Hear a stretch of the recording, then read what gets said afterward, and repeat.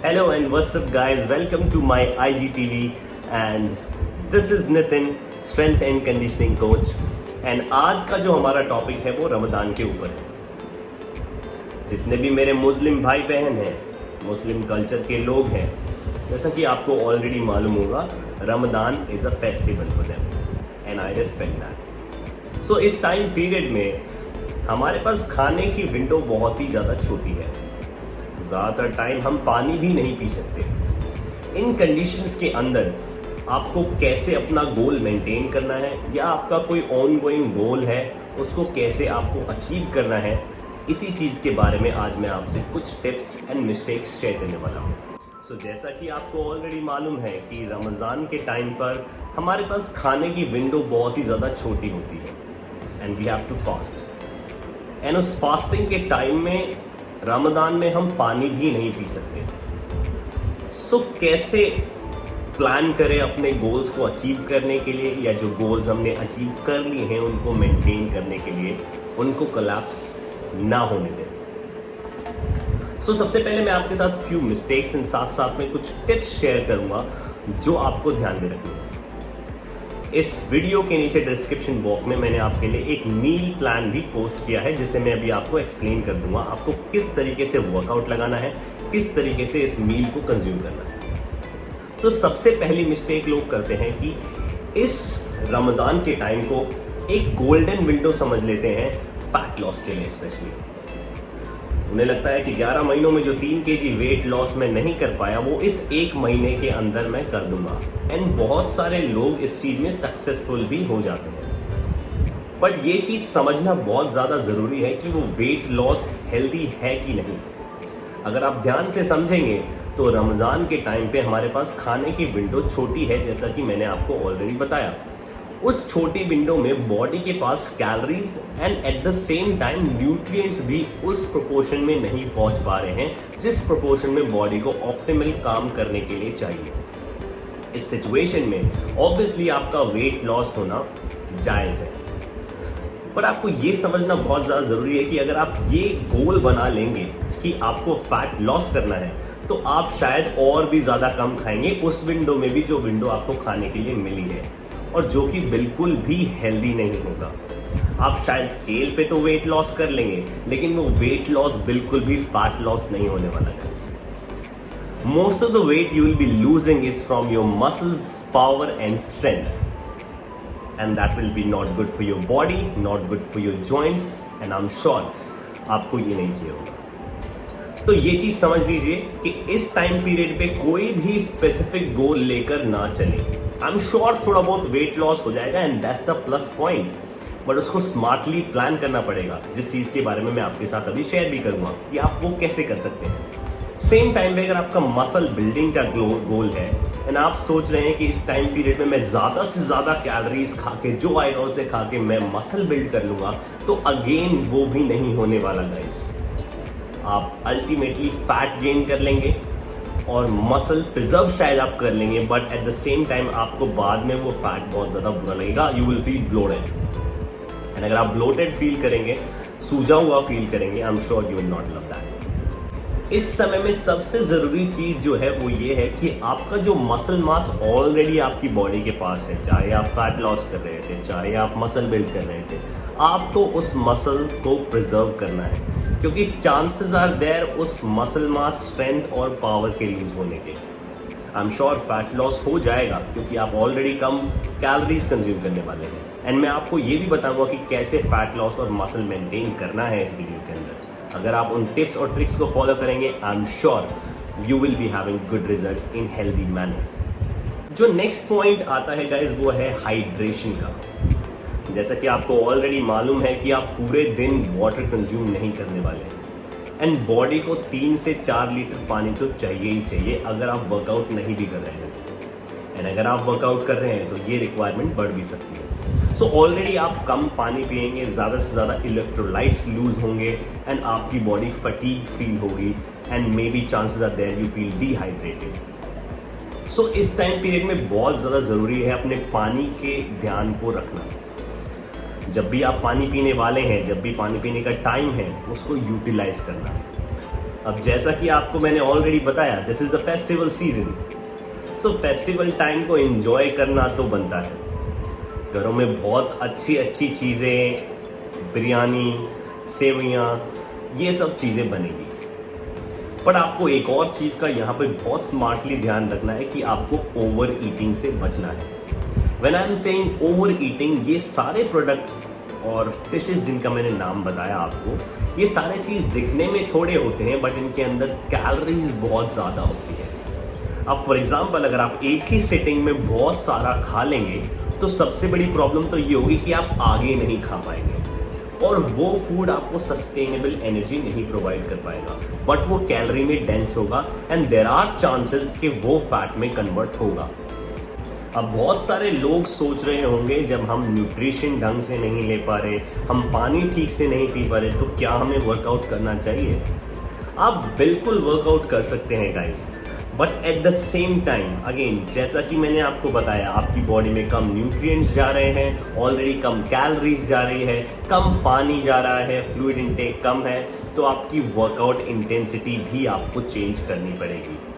जिस इंटेंसिटी पे आप अभी तक वर्कआउट कर रहे थे, आप उस इंटेंसिटी पे और उस फ्रीक्वेंसी पे भी आप वर्कआउट नहीं करेंगे। इंस्टेड आपको इंटेंसिटी ड्रॉप करनी पड़ेगी, फ्रीक्वेंसी भी ड्रॉप करनी पड़ेगी। इवन अगर आप वेट ट्रेनिंग करते हैं तो आपको वेट लिफ्ट करना भी ड्रॉप करना पड़ेगा। सो आई एम श्योर आपको ये तो समझ में आ गया होगा कि क्या क्या मिस्टेक्स हैं जो आपको अवॉइड करनी है इस टाइम में। नाउ लेट्स टॉक अबाउट कि आपको क्या करना है और किस प्लान से करना है। आप इस टाइम पीरियड में थोड़ा सा फैट लॉस ज़रूर कर सकते हैं या फिर मसल को मेंटेन कर सकते हैं एंड लेटर ऑन बिल्ड कर सकते हैं। सो सबसे पहले तो आपको मसल्स जो भी आपके पास है, चाहे आप फैट लॉस कर रहे थे या बिल्ड कर रहे थे, आपको मसल्स को प्रिजर्व करना है। तो उतनी कैलोरीज, उतने न्यूट्रिएंट्स स्पेशली आपको लेने हैं। और वो कैसे लेने हैं वो मैं आपके साथ शेयर कर देता हूँ। नीचे डिस्क्रिप्शन में मैंने एक डाइट सैंपल प्लान भी दिया हुआ है, आप उधर जाकर देख सकते हैं, जिसे मैं अभी एक्सप्लेन कर रहा हूँ। सबसे पहले आपको क्या करना है, आपका डे शाम से शुरू होगा।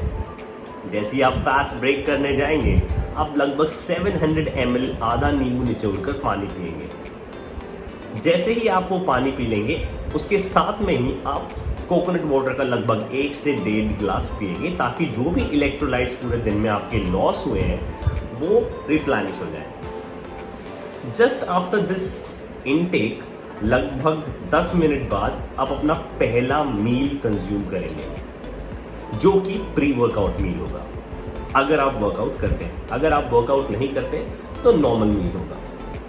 इस मील के अंदर प्रोटीन, सिंपल कार्बोहाइड्रेट्स, जी हाँ, सिंपल कार्बोहाइड्रेट्स होने चाहिए, क्योंकि आपने पूरे दिन में कुछ भी नहीं खाया ना। सिंपल कार्बोहाइड्रेट में ऑप्शन है rice, you can have white breads और you can have fruits. Rice के साथ आप एग वाइट्स कंज्यूम करेंगे।